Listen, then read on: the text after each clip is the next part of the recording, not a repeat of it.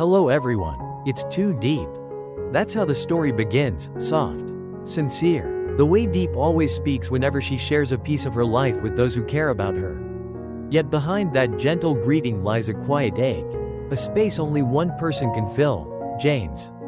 Far away, in a workshop where machines had just begun humming again after long days of tension, James stood still, watching the workers move confidently through their tasks. The workflow had returned, everything finally moving as it should.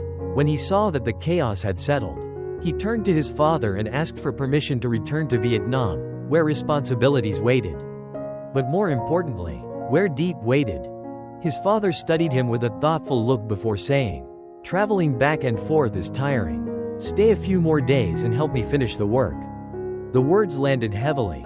James swallowed the longing rising in his chest, then nodded. He would stay, even though his heart was already halfway across the sea. That evening, under the dim light of his small room, James called Diep. His voice wavered as he admitted his fear that staying abroad too long might cause him to lose her. But Diep's voice, calm and tender, wrapped around him with warmth. "Don't worry, I'll wait for you, no matter how long it takes. When you return, I'll still be here." Her reassurance soothed him, yet when the call ended, he stared at the darkened screen for a long time, holding on to the last echo of her voice as if it were the only thing keeping him steady. Back in Vietnam, life continued for Diep with a blend of quiet routines and unspoken loneliness.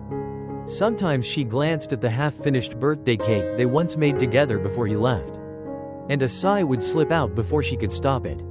One afternoon, she came across a small girl, 3-year-old NHI, lost and frightened on the street. With no one to claim her, and her tiny hands trembling, Diep brought her home. Authorities hadn't found the girl's parents yet, so little NHI stayed with her. Suddenly the house was filled with the sound of a child's laughter, soft footsteps, and curious questions, sounds that eased the emptiness James had unknowingly left behind. When James's grandmother visited and saw how devotedly Diep cared for the child, she smiled kindly and said, "You're a good girl. If James knew this, he would love you even more." The words warmed Diep's heart. Yet deep down, the ache remained. James had been gone so long, working endlessly far from home, and she didn't know when he would return.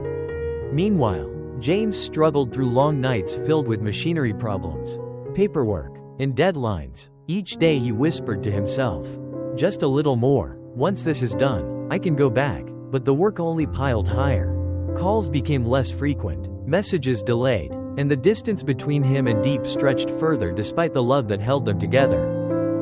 There were evenings when Diep stood at her doorway, watching the sunset melt into the fields. The sky glowed golden, and she whispered, "What if, one day he doesn't come back?"